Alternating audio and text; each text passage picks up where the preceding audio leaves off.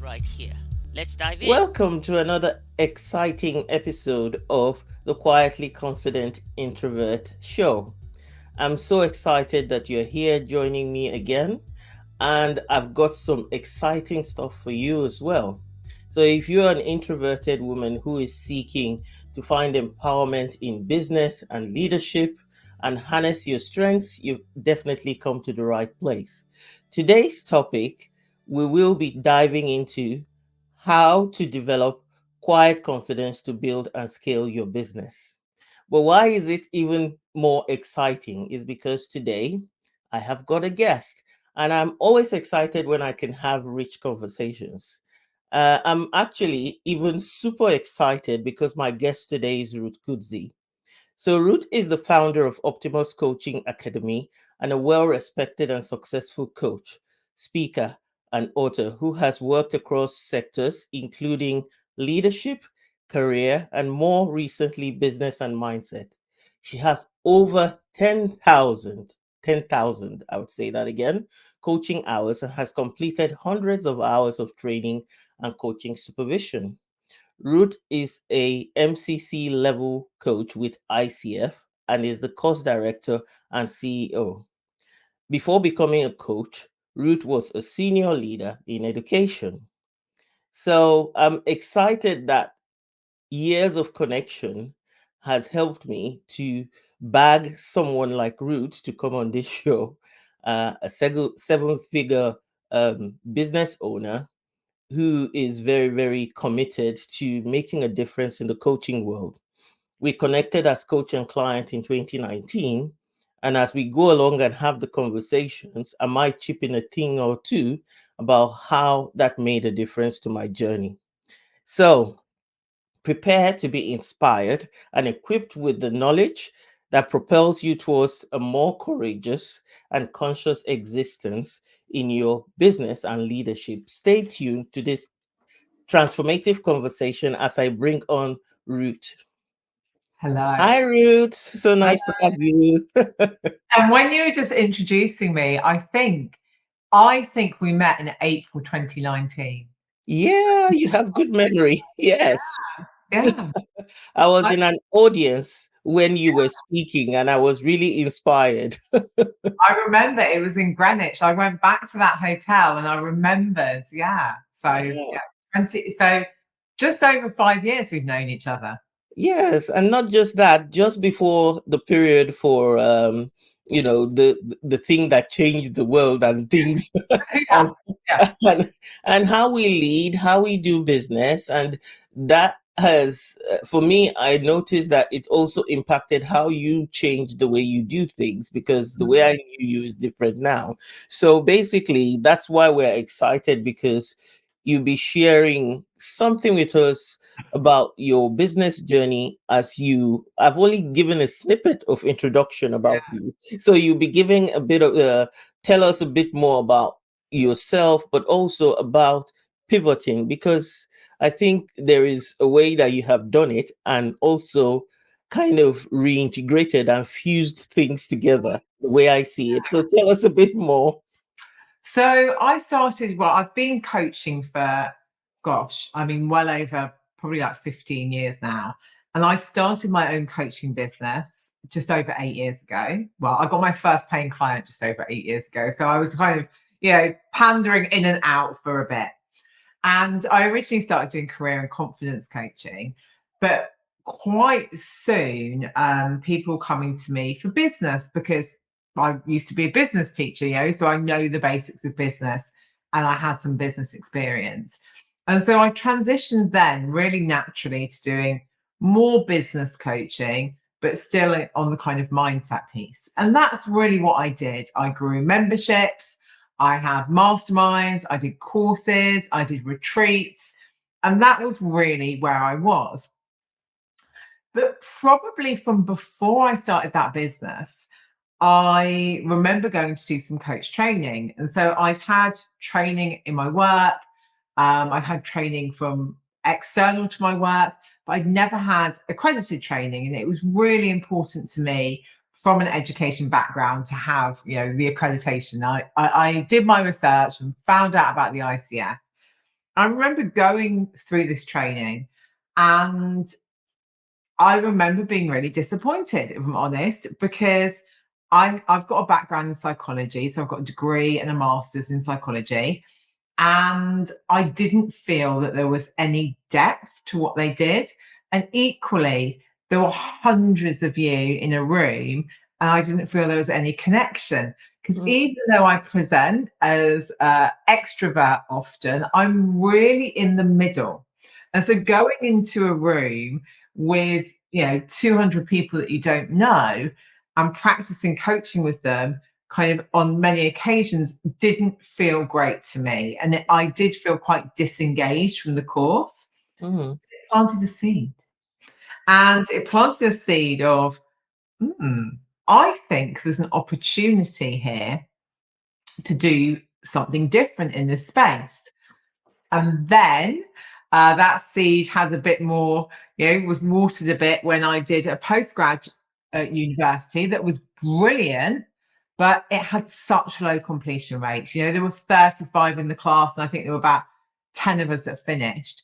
And that was really in depth, maybe too in depth. But also we had to do essays and an exam. I remember sitting an exam. And again, great course, really brilliant course, really brilliant trainers. However, I was like, again, I'm seeing a gap. Like, I love this, but for so many people, this isn't accessible. So that was more water. And then the next bit of water was I used to run a program called Accelerate Your Success. And it was a group program really helping people build their business. And what I kept finding is there were people who'd done some coach training, but there was a gap, and that was a little bit about their confidence, but a bit about their skills as well. And I remember recording some videos for it, some extra videos that probably were in the bonus section or something. You know how I love bonuses. They were in that bonus section somewhere around coaching skills. And a few people said, you should do this. So that was probably, we're thinking 2018 then. And then I remember going to Canada in 2019 and being with this guy called Stu McLaren, who does memberships. And he was really talking about having a membership model where you can do different things. And I remember turning around to my long-term mentor, Shah, who you know as well, and saying, I really think I could do this for coaching skills. So that was in August. And then in the November, I actually went for it and decided I was going to do my first training program. So put it all in place, got my sign-ups, committed to mentoring for me. So I was the best coach. And we started in February 2020. So I was still running my coaching business. I was doing this alongside it. It was hard at the beginning to get the sign-ups because what happens with coach training, if it's ICF, you need to have 5 people completed the course to submit the information to the ICF to get accreditation. And you have to do that first. So, I had to, obviously we were charging less, but I had to make sure that I got those people through, because otherwise, I wouldn't be able to get ICF. So I did that. But we know what happened in March 2020. So I was delivering that twice a week. I had, at that stage, a 3-year-old and a 5-year-old who obviously weren't at school, a husband with a job where everybody in the business was furloughed except for him. And it was interesting. And this is one thing that I really think it's important to share, that business, the training business, did not make any money. I was funding it from my coaching business really in that first year. We went from 8 sign-ups to, I think, our second round we had 20.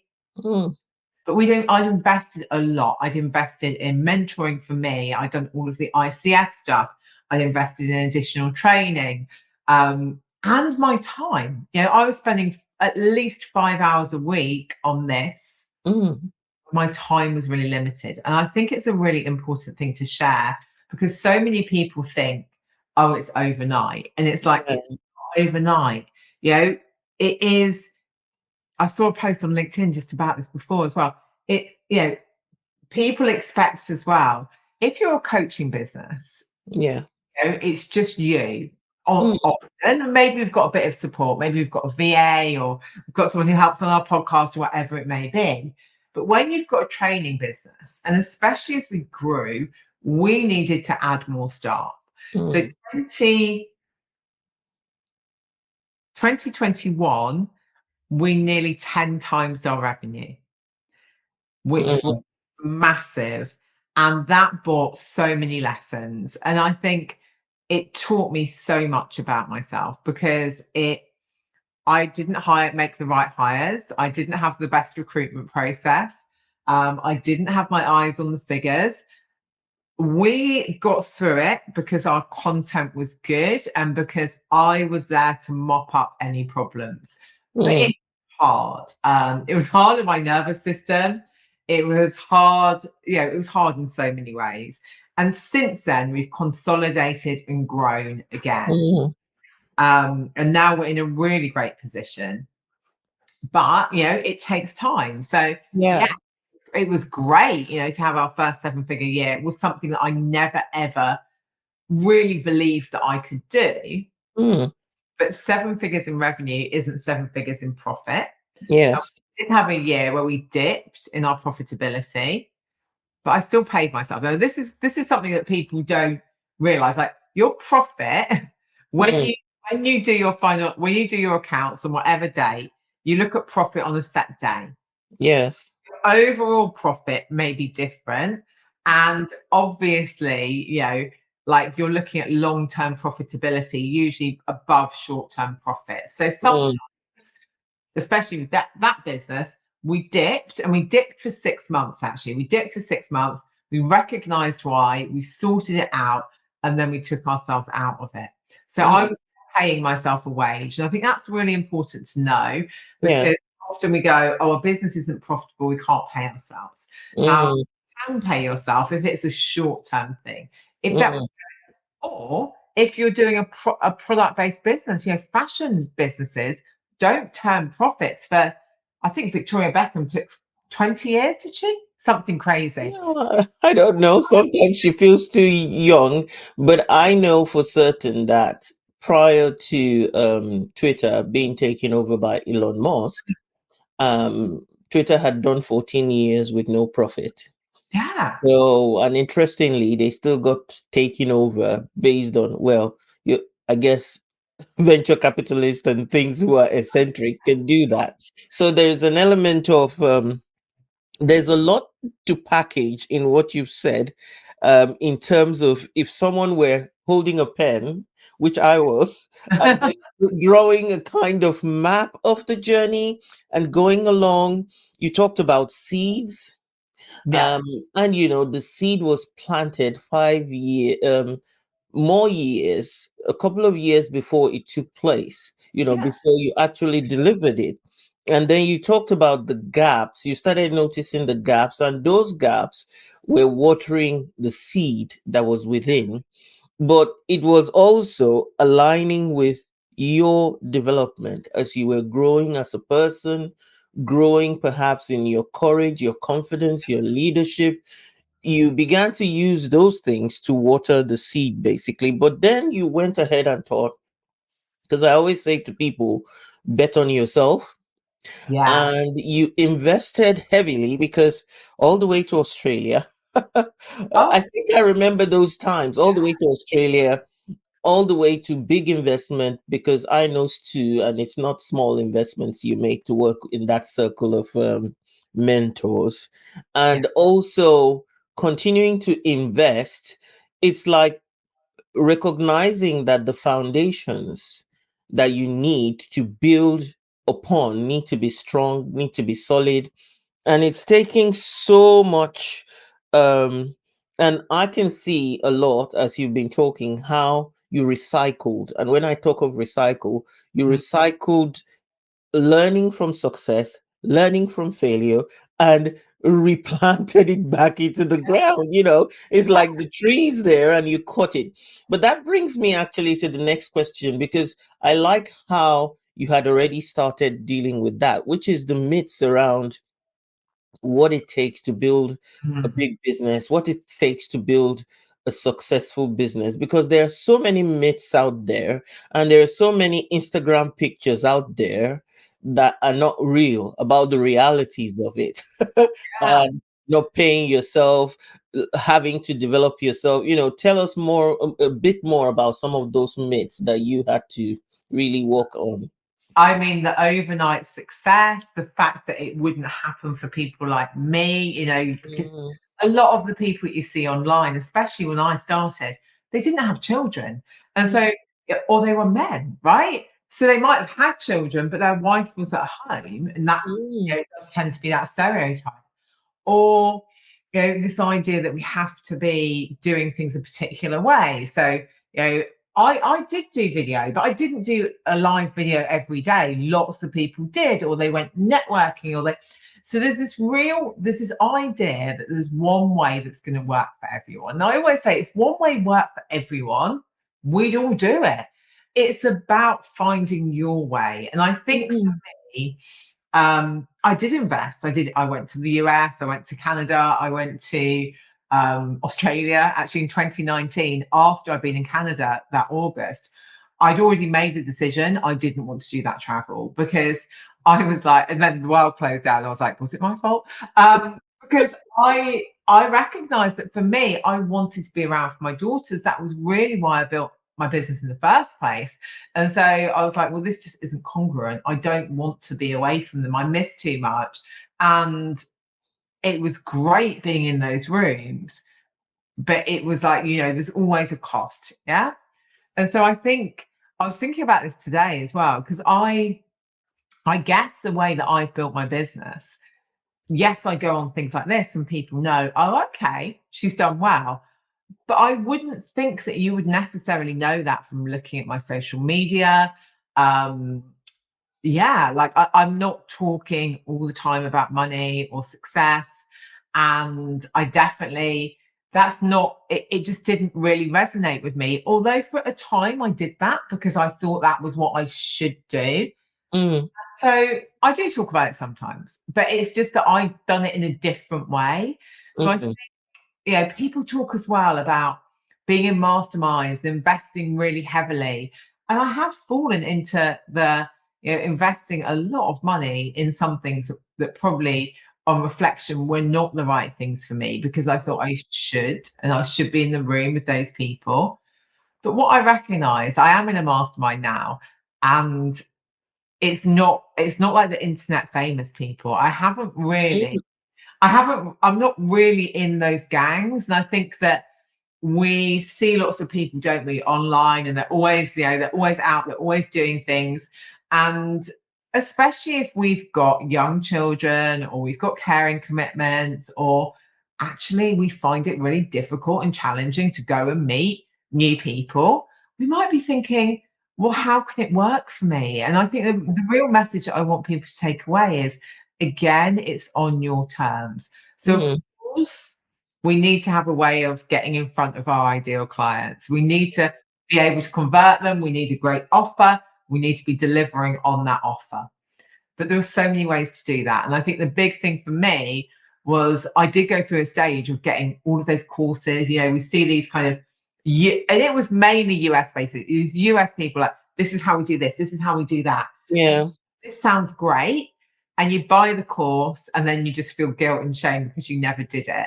And I think, it made me realize, like, how do I work best? Well, I like one-to-one. I like small groups. I'm not, and Mm, it's such a revelation because people were saying, like, do bigger groups, do bigger groups. That's where you make the money. mm. And it's like, no, do you. Yeah, and I think it's music to people who are listening on this show because, as you well know, it's for introverts, and some of the challenges introverts face is that overwhelm of being everywhere all the time, socializing. I mean, if you're extroverted, that's how you build your energy, so it's brilliant. If you're even in the middle is fine. It's just that sometimes your middle comes with what is your core, and your core can either be an extrovert that is in the middle or an introvert that is in the middle. And when push comes to shove, your core shows up. So for the person whose core is an introvert, the likelihood is you will tend to struggle with some of those challenges, and you mentioned about do you. And I always say to people, that is what alignment is all about. You've got to ask yourself, you've got to look at your own circumstances. It's not easy to get away from the noise. It's not easy to overcome FOMO, fear of missing out. And you mentioned something that was really important here, where you mentioned the word the gangs or I don't know whether it's called the silos but there is this being in the it group and the it club and people would want to invest heavily in that because it looks like that's if you're in that it group, your success is guaranteed, and it's not always the case. But one other thing that you mentioned the US or different places. I've come to realize on my own journey, because when I first started, I imputed myself more into the US environment, and that was kind of like what started my journey anyway. So, and people around me at the time were not talking about the things that I wanted. I felt like the seeds had been planted in me, but I was not getting it watered from anywhere else. But when I now imputed myself into a US community, it was like, these are my people, they're normal. It's normal for me to think coaching is great. It's normal for me to think transformation is great. It's normal for me to be a visionary. But then as time goes on, you recognize the differences in culture. That difference in culture can have an impact. The culture between US and UK is different. The way people see things is different. And over time, that cultural thing, you have to ask yourself, where do I live? Yeah. What culture am I under? Even in a company or anywhere, no matter how small, a family has a culture, then as you go on, you have cultures. So finding where you belong in terms of the values, the alignment, and the style, and what really works for you. I recorded something recently that said, small, if you think small is not impactful, think again. Think about the small things in the world that if an ant should bite you, or Yeah. you will actually know that small does not mean less impact. It just has a different way of doing things. So, but basically, you did say obviously you're in the middle. So the question therefore is, when it comes to success, does it matter that you're one personality or the other? Have you found in your own journey, and 10,000 hours means you've worked with quite a lot of people, quite a lot of personalities when coaching? Have you found that personality does have some form of impact in the success in business and the No. speed of achievement, perhaps? No, I think the thing that really makes a difference is motivation Mm, linked to people's why. And I remember a few years ago being with a group of entrepreneurs, and one of them was like, how have you done it? And she asked me what I did, and I talked about what I did, and she went, it's that. You're really connected to what you do and your why. And I think that is the biggest thing. So there are so many different ways that we can be successful. Like I've worked with people who have got hardly any social media presence. And mm, I've worked with people that only work with tiny groups, or like really, really kind of, really intensely with one or two people, and they do great.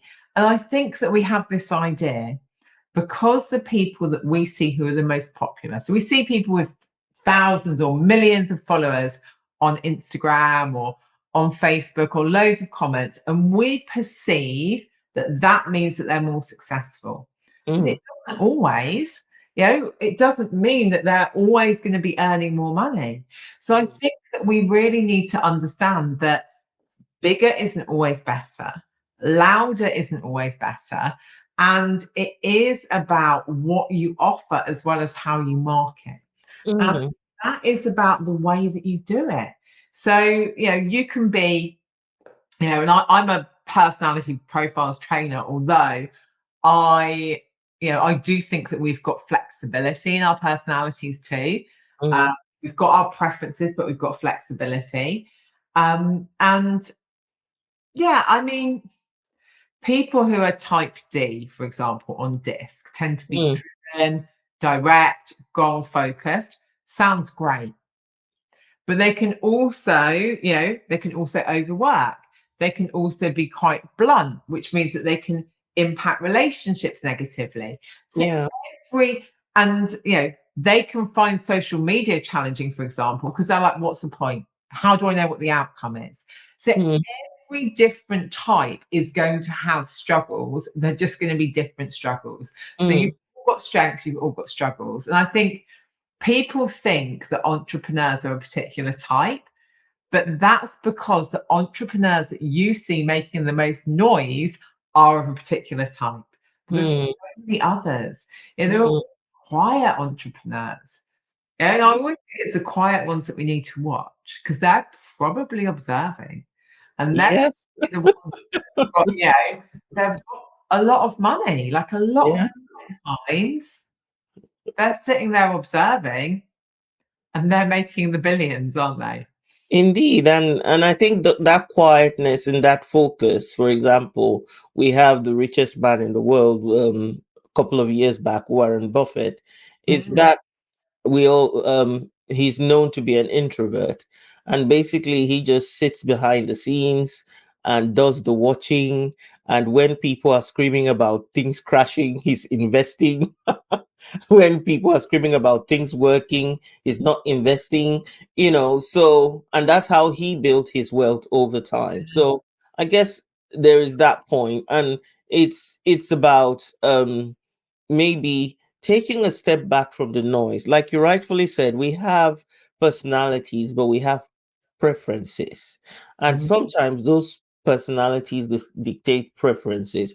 So, using the D that you talked about, if somebody is a high D on the disc scale, and can be domineering, and they're not people oriented, it can have even more of an impact in the sense that maybe you have to decide where you want to do, how you want to do your marketing, because Mm. you're not people oriented. There is no people element. Maybe you're a DC, so there's no people element, and that you can operate on a very transactional level with people.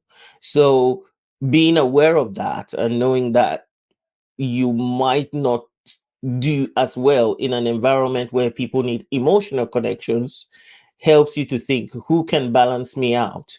Who Mm. can balance me out to do the bit that is not my preference? Because it's going to take, everybody needs to build relationships. So whether you're a DC, you still have to think about how your relationships work for you. But it's not going to be your genius zone. It's not going to be your core strength. So Yeah. you might need support. And vice versa, if you're an IS, detail might not be your thing.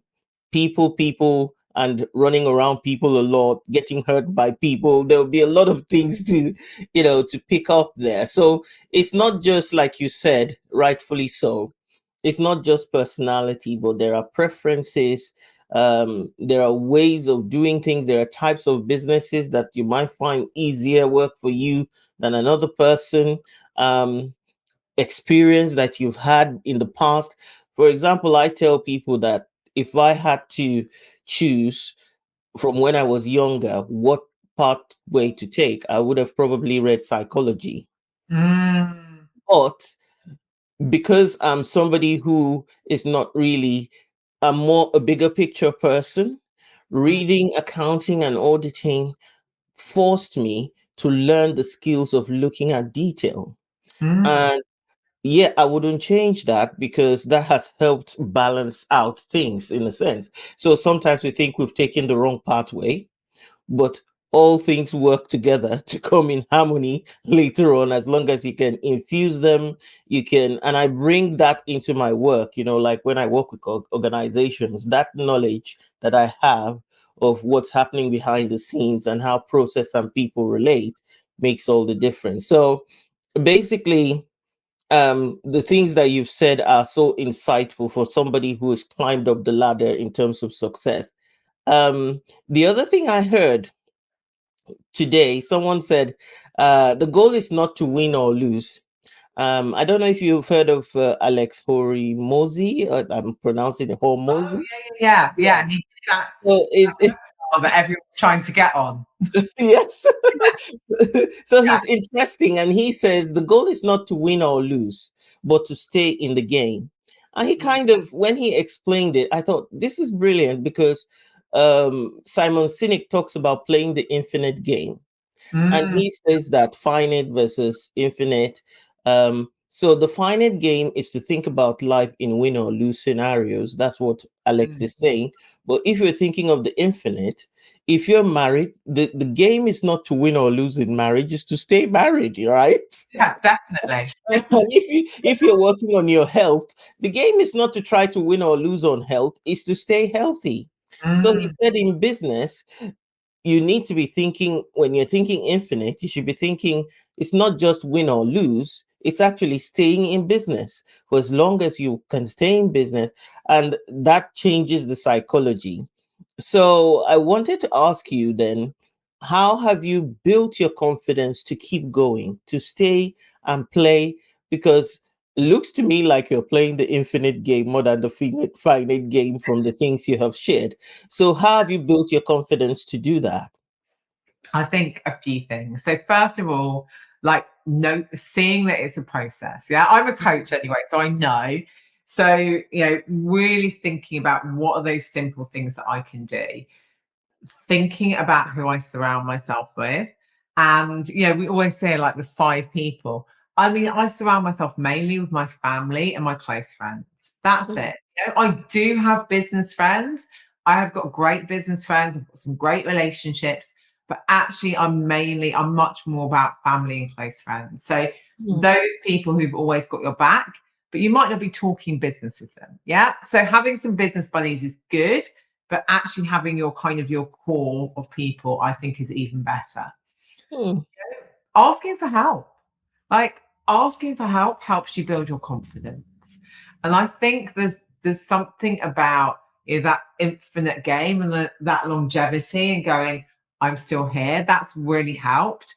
Every time I have achieved something, that's helped me build my confidence. So I'm not really good at going like, what's my 5-year plan? Or what's my 10-year plan? I'm much better at going like, what are we going to achieve in the next 3 months or 6 months? And so I've always had like these mini goals, and then it's on to the next thing. And achieving those or getting close, because I don't always achieve them, really helps in terms of the confidence. I think as well, it's about really tuning into your own voice. So there've been times when I've invested too much. So let's just say I was in a mastermind and working with a one-to-one coach, or I was working with a one-to-one coach and I had like a mindset coach as well as them. And what happens is you get so many voices in your head that you're not sure about what to listen to. And I actually think, like having a great coach, yeah, maybe getting a mentor, getting coaching supervision, but then spending time with you. So journaling, spending time in nature, just started meditation again. But any of those practices that allow you to connect with you so you can really go, well, this is what I think. And I actually did this today, Patience. So I had this course that I was running under the umbrella of the Accredited Course Academy. And we'd run 2 rounds, both been full. And then we were looking at making it evergreen. And I was just feeling so much resistance. And what I recognized is I didn't want to work with people in this way. Actually, what I wanted to do is support people much more one-to-one, much more bespoke on those programs, rather than some kind of big course, which would take a lot of time and energy from me. So I went today to the people that have signed up and said, look, I know you've signed up for this. You've got all of the content. You can either have a refund or do this. And we sorted all of that. And it just felt so much lighter. And it was so funny that I made that decision. I said to my coach, and she's like, I think that's a great decision. but I needed to sit with it, and I was starting to feel like it's taking up a lot of space. I've got a lot of other things. And I think it's that confidence to say no, and confidence to say no to money. It takes time. And the reason it takes time is because we the reason it takes time is because we are still often in scarcity mindset as business owners, even though we say that we're not, like, because the buck stops with us. And I think there's a point where you have to go, okay, I've got the data, I trust this is going to work, and I'm gonna go. And I think you and me have both got we've got the foundation as well behind us. Like, you were an accountant, I was a teacher, we've got that. So part of us does know we've always got a way of making money. So in the scarcity mindset, we have to just go, look, actually have a word with yourself, because if the worst happened and I had to go back to teaching, or you to accountancy, yeah, it wouldn't be perfect, but we could do it. And I think when you remember stuff like that, it gives you that confidence. Yeah. That's really, there's some deep things there. It looks like, oh, she's just talking, but there's some deep, some deep things there you've thrown in. Because I'm on that journey as well right now, where I'm asking myself, whose voices do I really need, and how can I trust my own voice more? And what do I really want? So, like, having that mentoring, when I started thinking more about accreditation, then I thought supervision is so important, and accreditation brought that into my life. So that's brilliant, those kind of things. But then you mentioned something very critical, which is you felt lighter. Of course, I've known you, so decision making for you is like you jump in and go, I've made the decision, I'm going to run with it and see how I feel. So, and over time, you've kind of like, nope, I don't like this. I'm not doing it. Yeah, no, okay, yes, I'll give it a go. It doesn't feel like me. You don't. I've seen you. It's like you don't have that. Oh, I'm gonna sit with it for five. I do. Like, I guess I make quick decisions. Yeah, so I make Yes. decisions, but this decision has probably taken me 5 months. Yeah. Mm. So I keep going back and forth and back and forth. And it was only like when I'm like, what am I doing? So I think that, again, this is another thing about confidence, that we can compare ourselves, and you see my decisions, but you don't see the back.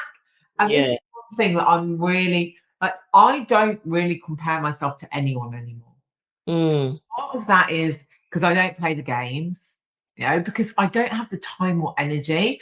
I've got 2 little kids. We've got 2 businesses.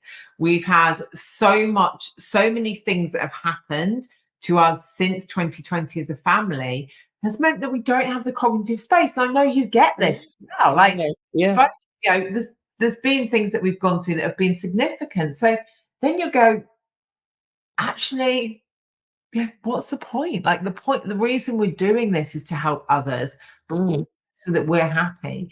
And that really makes a difference, because it's so easy to go, so and so is like this, so and so is like that. And it's like, I wish everybody well. Some of my clients laugh at me because they say that I'll put a post and people will like kind of be clickbaiting me on it. And I'll always be like, yeah, thank you for your opinion. But I genuinely mean that, because I'm like, I'm not going to get into an argument with you. Oh. I'm like, it's, that's of no interest to me. But people that can get an argument out of me are my loved ones. Yeah. But and that's because I care. Yeah.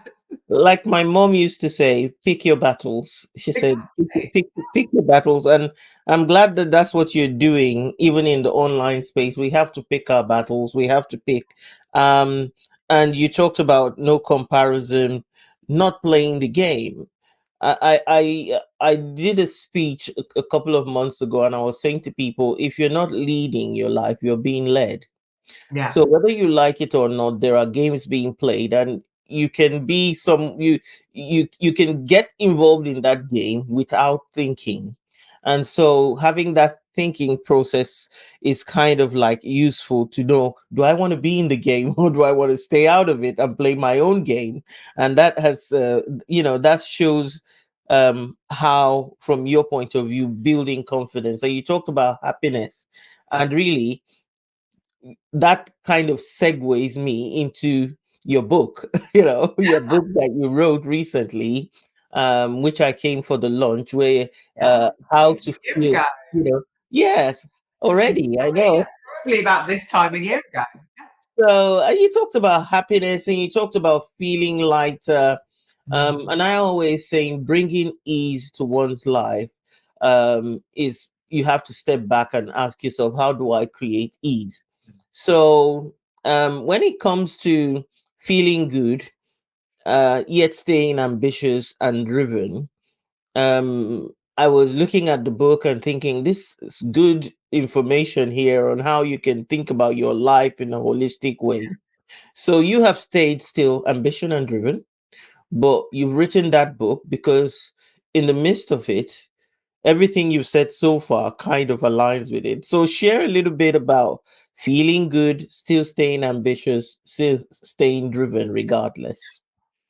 I mean, I think, and this is really normal for an entrepreneurial journey. I think at the beginning, and I was always kind of a bit work-life balance because I had young kids, so I was working part-time.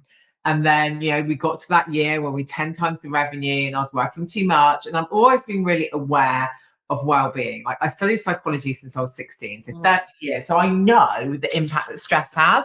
So I've always been mega aware of that. And I think, as the business has grown, it's been much more about how do I create space to create and space to be whilst building the business. Because what is really easy, and I've done this so many times, is to fall into giving yourself not a 9 to 5, maybe like a nine till. I mean, I don't start work till 9:30, but like a 9:30 till 8:30 job. Yeah. And it's so easy to do.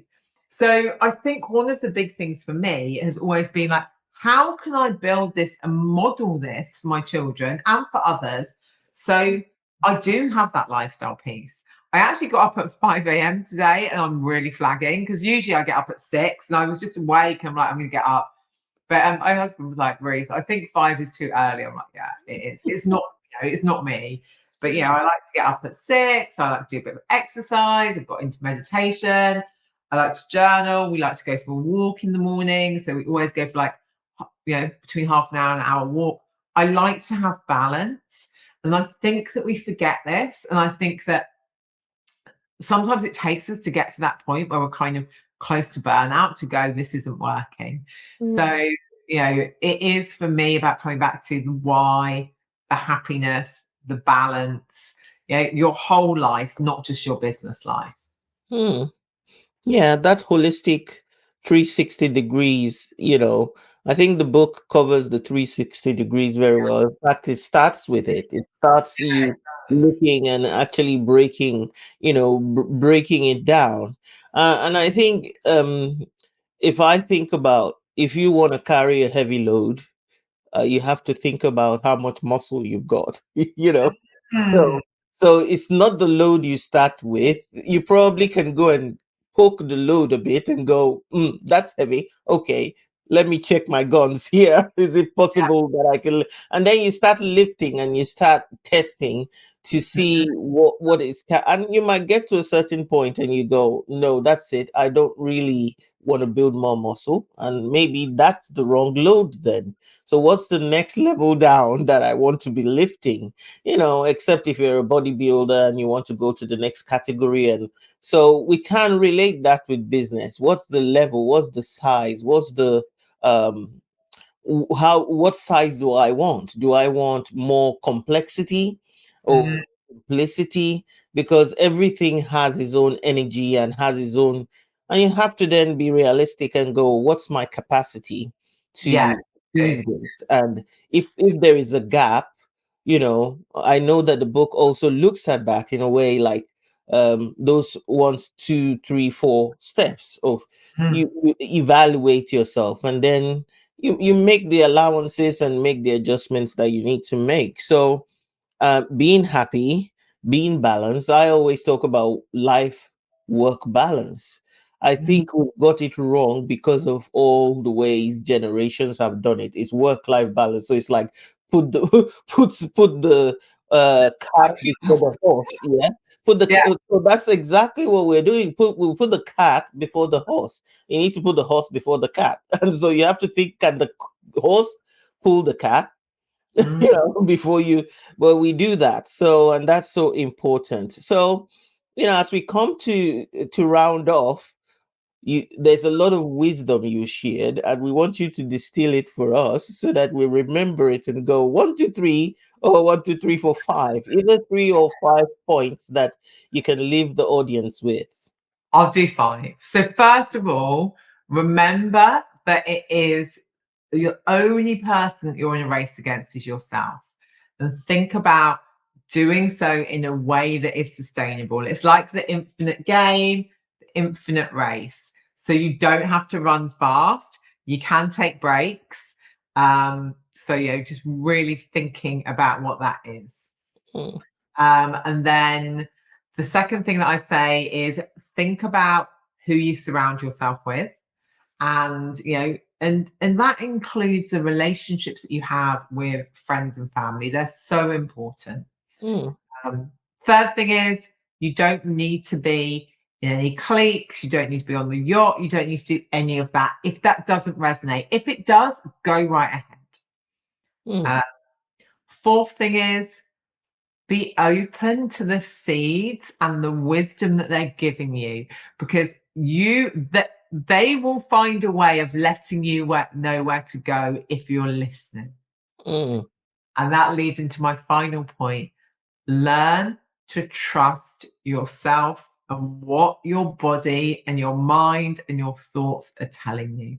So give yourself space to connect in with you, because that is where you're going to get most of your answers, not on Instagram or TikTok, inside you.